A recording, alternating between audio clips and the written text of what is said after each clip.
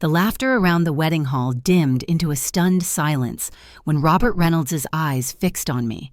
I was standing near the corner table, my navy dress blending into shadows when his voice cut through the music. "Emily Turner!" he gasped, as if unmasking a ghost. For 15 years, I had mastered invisibility, and in an instant, it was gone. The orchestra kept playing, but the notes slid sharp, like knives against glass. Jessica's diamond bracelet flashed as her hand rose to her throat. My son Dylan, 32 and glowing with the joy of his marriage, didn't see the storm about to break over us. "I'm Emily Turner, 60 years old, once an engineer's wife, now a widow. People assumed lived quietly on an insurance payout. They saw a modest apartment, a reliable car, a pearl necklace handed down from my grandmother. What they never saw was the fortune I had built in silence. And now the man whose daughter introduced me as a family embarrassment was staring at me with recognition, remembering the boardroom where I had bought his company out from under him. I felt the pearls at my throat grow heavier, each bead like a secret pressing down. Robert's words turned Jessica's smug smile into confusion and Paula's polished poise into alarm. My heart raced, but my mind sharpened. For the first time in years, I saw no point in hiding. The game had begun. "Tell me, what would you do if your son's new wife's family tried to humiliate you, only to discover you were the one holding all the power? I want to know in the comments where you're hearing my story tonight." The morning after the wedding, I sat in my small apartment, coffee cooling in my favorite mug, while Dylan paced like a man unraveling. His tie from the night before still dangled from his pocket, a reminder of joy that had soured too quickly. "Mom, what happened last night?" His voice was sharp, every word vibrating with tension. I had spent 15 years perfecting invisibility, an art Thomas and I had chosen when his patent sold for $25 million in 2012. To Dylan, we admitted only that it was enough to be comfortable, nothing extravagant. He never pressed, never asked. He believed in 60-hour work weeks, steady promotions, and the modest life he thought we modeled. What he never knew was that the $25 million had grown into something enormous. First 50 million, then 200 million, until by the time Thomas died in 2020, we were sitting on more than $800 million. And now, Robert Reynolds' recognition had ripped the veil wide open. "Robert pulled me aside after you left," Dylan said, raking both hands through his hair. "He asked about Dad's patents. He asked about investments. Mom, he thinks you're some kind of major investor. Is he right?" His brown eyes, Thomas's eyes, burned through my practiced calm. My coffee tasted bitter. I wanted to tell him slowly, gently, on my own terms, but my phone buzzed. Jessica's name glowed across the screen. "Lunch today. Family matters." My stomach tightened. Dylan leaned closer, reading over my shoulder. His face shifted from suspicion to concern. "What does she want?" I didn't answer. I already knew. Jessica Reynolds never left questions dangling, especially when money glittered at the other end. At the restaurant, she had already staged her performance. 45 minutes early, seated at the corner table with the best view, a $1,000 Bordeaux waiting in the ice bucket, her hair immaculate, her suit straight out of a glossy magazine. She rose with a dazzling smile, green eyes calculating as they skimmed my plain black dress. "I've been fascinated by corporate finance since Wharton," she began, ignoring Dylan's small talk. "Shell companies, acquisitions, anonymous investors. Don't you think they're intriguing, Emily?" I sipped water, saying nothing. She thrived in the silence, treating it like her stage. Then came the photo, grainy, pulled from a 3-year-old news article. The woman in the navy dress, posture straight, purse in hand, half hidden among lawyers. Me. Jessica slid it across the table, her smile sharpening. Funny how coincidences work. My family's financial troubles started just when someone paid nearly $700 million for Dad's company, and then, poof, the mysterious investor disappeared. Dylan's hand trembled against his wine glass. His voice cracked. "Mom, tell me you're not who she thinks you are." The clatter of silverware around us faded into nothing. I looked at my son, the boy I had sworn to shield, the man who believed his mother was modest, ordinary, and I felt 15 years of silence collapse in a single moment. "Dylan," I whispered, "there are things about your father's patents and our investments I never told you." Jessica's smile curled like victory itself. But she had no idea what she had just unleashed. 3 days later, I sat across from James Sullivan in his glass-walled office while the city moved like a steady bloodstream beneath us. He skimmed the files I'd asked him to pull. "Emily," he said, nudging his glasses, "this is unusual. Why the sudden interest in your daughter-in-law's family?" I watched the skyline instead of him, the clean grid, the steady hum, and pictured Jessica's smile at lunch, the grainy photo, Dylan's shaking hand on a wine glass. "Because," I said, "my privacy cracked in one night. I need to know what's already leaking through." James tapped a key and brought up a summary. Reynolds Holdings was over-leveraged in 2019. By 2021, the loan payments were strangling them. Your acquisition was smart and legal, but to Jessica, it removed her runway. She grew up expecting to take over. You erased that path. The words landed with an old, familiar ache. "And now?" I asked. He opened a second window. Discrete inquiries into shell structures, beneficial ownership, acquisition trails, not amateur questions. "Emily, I think she hired a private investigator." I held my breath for a count of 3. "How exposed?" "Your structures are solid, not impenetrable," he said. "If she pushes with legal backing, she can get there. And when she does, it won't just be you. People will start asking how Dylan's career fits into a hidden fortune he didn't know existed." I left his office with the taste of cold metal in my mouth. That night, I uncorked the bottle Thomas and I had been saving, spread 15 years of ledgers across my dining table, and read our life in rows and columns.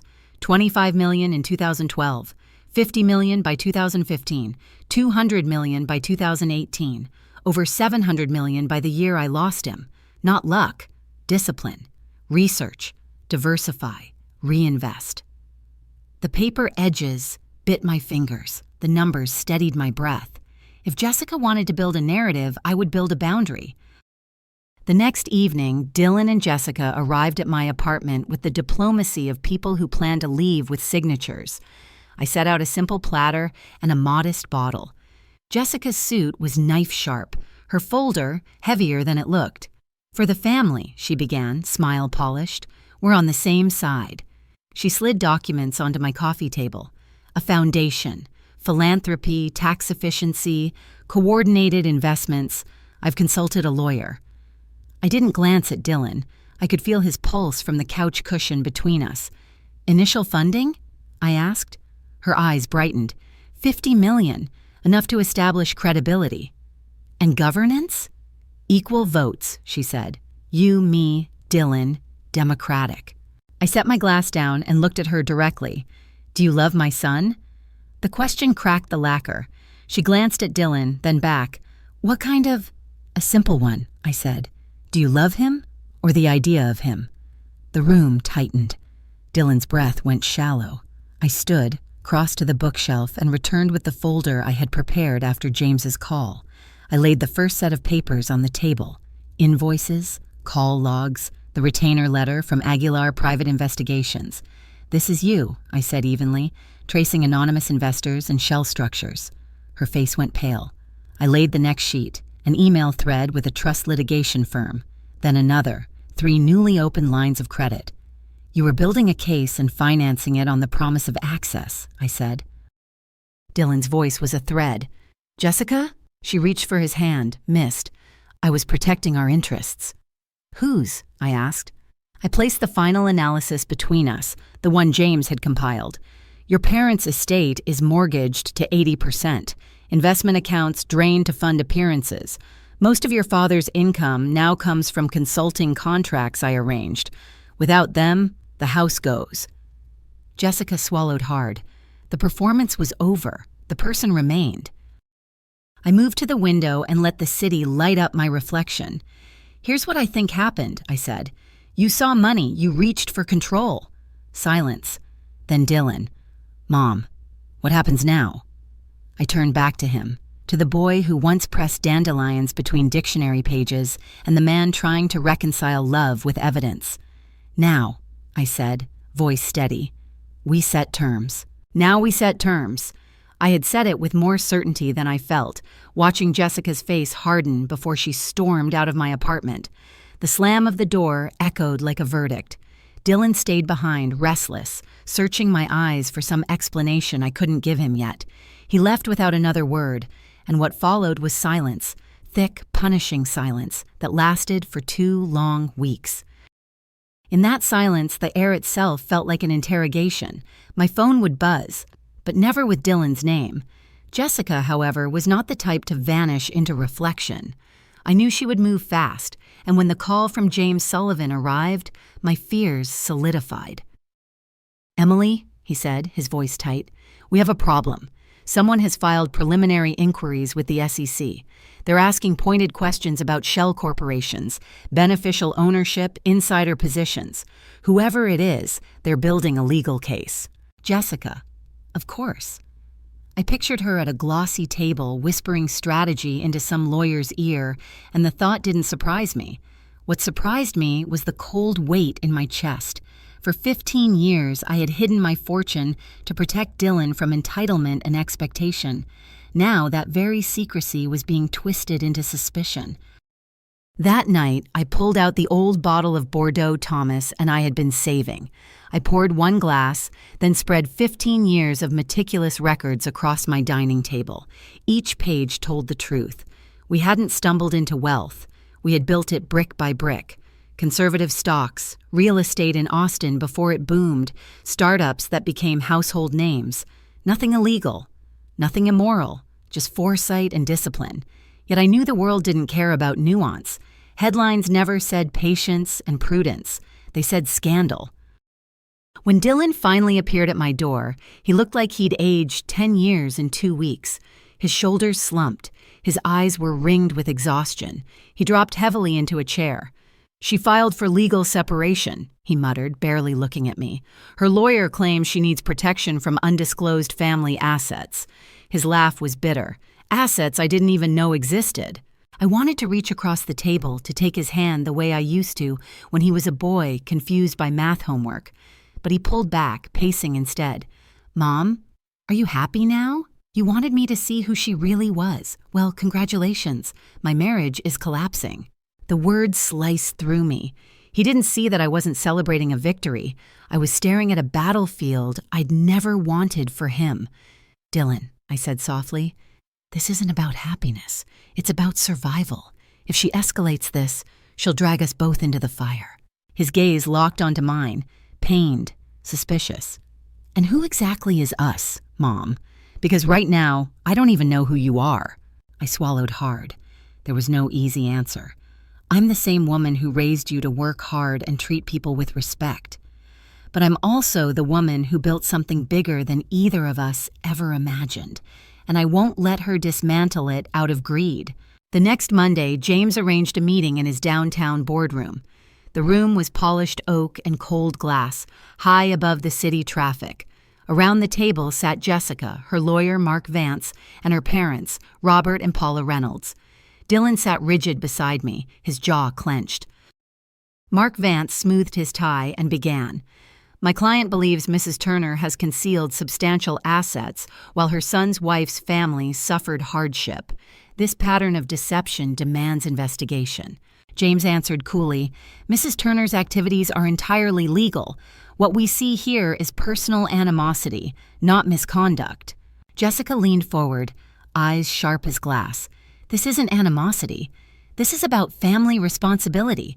Emily has been pretending to be someone she's not, manipulating lives in the shadows." Her words hung heavy. I met her gaze, steady.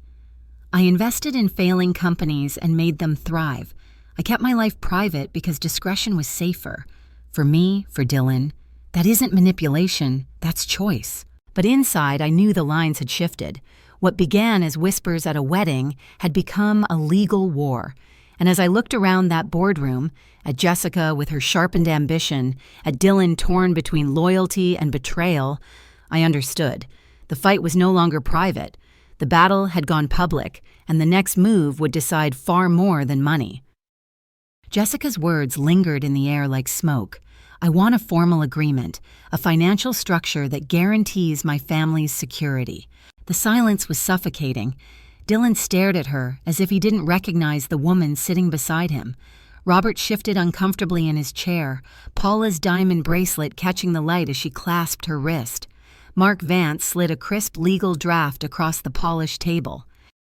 "Mrs. Turner," he said smoothly, "we propose a family trust, shared governance, a contribution of $15 million to establish a foundation, equal oversight among all parties." I let the folder sit unopened. My hand stayed still, though my pulse pounded. They wanted my money institutionalized under a committee that included the very people who had accused me, investigated me, and dragged my name into regulatory crosshairs. "I see," I said quietly. My voice carried anyway. "You want me to bankroll the same family that introduced me as an embarrassment, who hired investigators, who filed complaints, and you want equal power over assets you did not build." Jessica didn't flinch. Her green eyes were bright, almost fevered. "It's not about power. It's about responsibility. Family wealth requires cooperation, transparency." I leaned forward, folding my hands on the table. "Transparency works both ways. Shall we review your family's finances? The mortgaged estate, the drained accounts, the consulting contracts I arranged for your father? Without my decisions, you'd be selling jewelry at estate auctions." Her composure faltered for a fraction of a second before she recovered. "This isn't about my parents. This is about Dylan, about our future." Dylan's voice cut in, raw. "Jessica, did you marry me because you loved me, or because you thought I was part of this hidden empire?" The silence that followed was heavier than stone. Jessica's lips parted, but no words came. Her lawyer shifted, about to intervene, but I raised a hand. "No interruptions. Let her answer." Finally, Jessica's chin lifted. "Love and security are not mutually exclusive. I saw a man with values, but yes, I also saw stability. Why should that be shameful?" The look on Dylan's face broke something inside me. He saw, at last, the truth I had feared to expose. I stood, walking slowly to the window, the city sprawling 20 stories below like a chessboard. "Here is my counter-proposal," I said, turning back. "You will withdraw every regulatory complaint, end every investigation, and in exchange, I will give you a settlement." Mark Vance narrowed his eyes. "What kind of settlement?" $5 million, I said evenly. "One payment. You will sign documents barring you from contacting me or my son ever again." Gasps rustled around the room. Paula pressed her hand to her mouth. Robert's face darkened with shame and hunger all at once. Jessica sat frozen, calculating. Dylan's head snapped toward me. "Mom, you can't be serious. You're buying her out of my life?" "I'm offering clarity," I said. $5 million to reveal whether she values you or the money more. If she accepts, then you'll know who she was. If she refuses, you'll still know. Either way, the mask drops. Jessica's lawyer whispered urgently in her ear. I watched her fingers tremble slightly as she adjusted her papers. $5 million, she repeated slowly. "To vanish?" "Yes." The room was still. Then Dylan spoke, voice cracking. "This is insane. My marriage is being negotiated like a business contract." I met his eyes, my heart heavy but resolute. "And isn't that what it's been all along?" Jessica turned her gaze to me, unblinking. "I'll need time to consider." "You have until noon tomorrow," I said, my voice sharp as glass. "After that, the offer is gone. And I promise you, Jessica, if you walk out of this room without signing, the war you've started will be one you can't afford to finish." The room dissolved into whispers and shuffling papers. Dylan sat with his head in his hands, shoulders shaking. I stood still, the city lights casting my reflection across the glass wall, wondering if I had just saved him or broken him completely. And as Jessica rose to leave, her expression unreadable, I knew tomorrow would decide not just my fortune, but the future of my family itself. The silence that followed was the kind only a family fight could create, too heavy for words, too raw for easy comfort. By the next morning, Jessica's lawyer accepted my offer. At 11:47 a.m., the settlement was finalized, and by nightfall, $5 million had bought both distance and clarity. she vanished, leaving only paperwork and the bitter echo of her ambitions. Dylan filed for divorce a week later. It was painful, but it was also release. For months, he carried the weight of betrayal on his shoulders. But slowly, I saw my son return to himself. He stopped looking over his shoulder, stopped questioning every memory. And when he finally told me he had met someone new, a woman who cared about his heart, not his bank account, I knew the scars were beginning to heal. I left the apartment where secrets had piled up like dust. In Santa Fe, surrounded by sun-washed adobe walls and the smell of fresh bread, I learned to breathe again. I poured my energy into the Thomas Fund, a quiet tribute to my husband. Supporting young engineers reminded me why we started this journey in the first place. Wealth wasn't meant to be hidden or flaunted. It was meant to be used with purpose. Looking back, I understand now. The real embarrassment was never me. It was the greed, the masks, the shallow chase for approval. Dignity doesn't need diamonds to shine. If you've followed me this far, tell me, what would you choose if silence protected peace, but truth reclaimed your voice? Share your thoughts in the comments, and if stories like this speak to you, subscribe to Roots and Secrets. Our voices are stronger together.